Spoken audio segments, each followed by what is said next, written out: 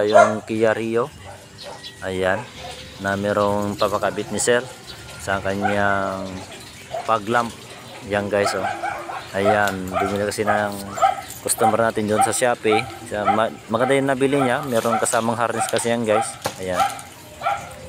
At nakagandahan niya talaga sa order ko sa Shopee. Ayan. Yan yung housing niya. Tatanggalin namin yung guys. Ayan guys. Para may lagay namin yung fog lamp. Ayan guys. Nalagay na namin. Yan ang pinakita kung paano tinanggal yung cover niya guys.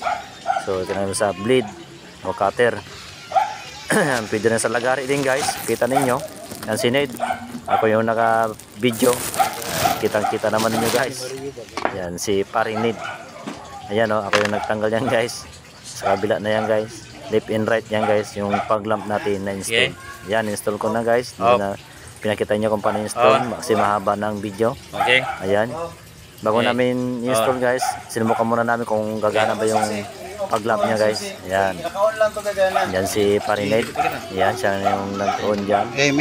Nag-install din yan sa may switch niya.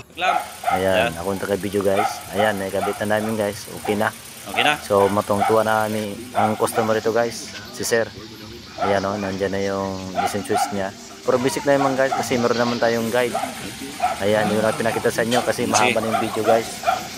So basic lamang po yan guys. Basta marunong kayo mag-electrical. Basta alam niyo yung positive, negative guys.